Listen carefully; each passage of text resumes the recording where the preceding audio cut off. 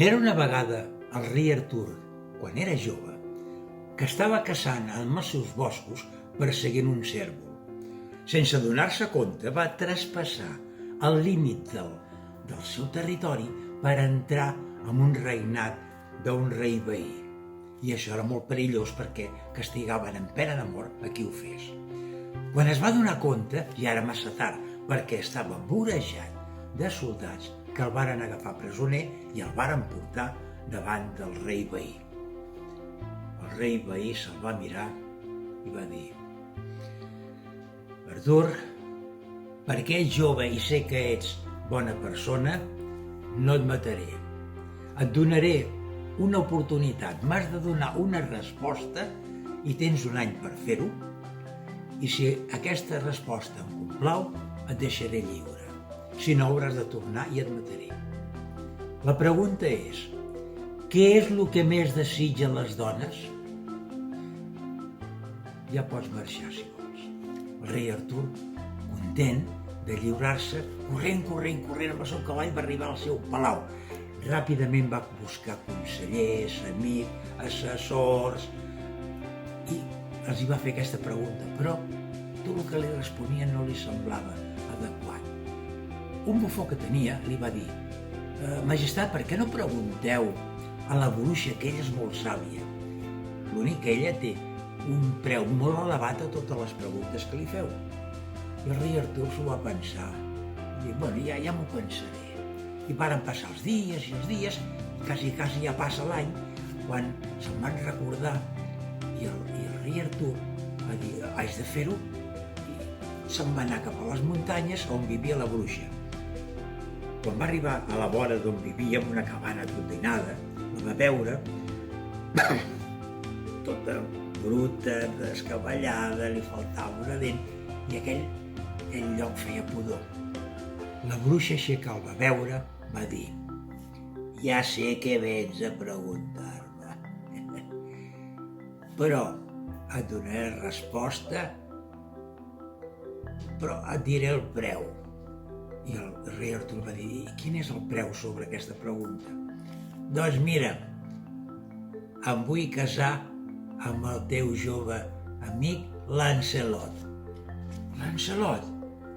Bé, però li has de preguntar amb ell. Se'n va tornar cap al castell i va buscar el seu amic i li va preguntar: mira, em trobo en aquesta situació, què puc fer?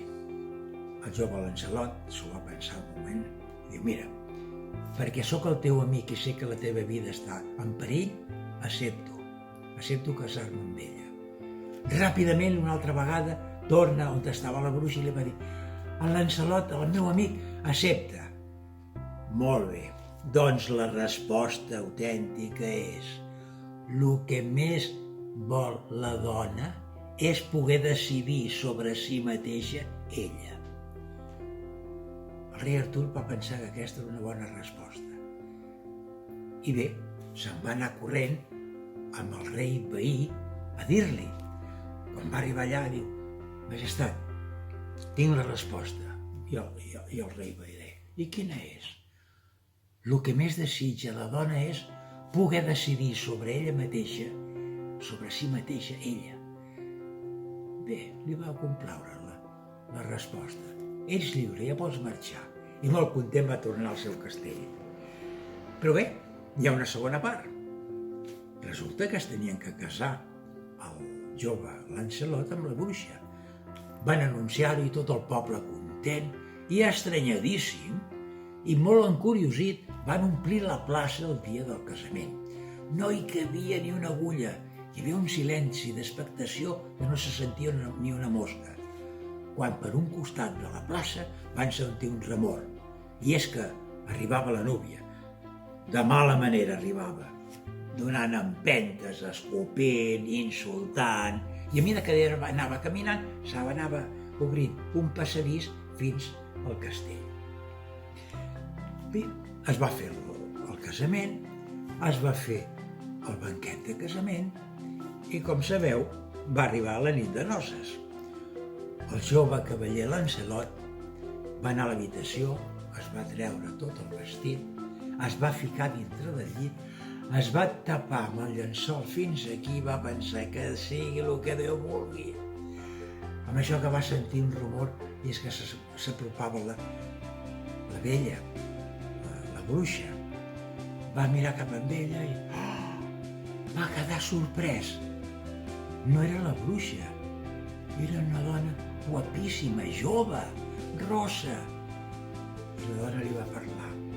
Diu, mira, com que has sigut tan valent i generós amb el teu amic i t'has volgut casar amb mi, he decidit que migdia seré així tal com em veus ara i l'altre migdia com la vella bruixa. Tria tu com vols que sigui, o de nit o de dia. El jove, el cavaller, va pensar, no, jo no ho decidiré. Ets tu que ho has de decidir, perquè tu tens que complir-ho. Doncs he decidit ser com tu em veus ara, nit i dia, per tu i pels demés, ja que tu m'has deixat triant a mi ser com jo vull ser.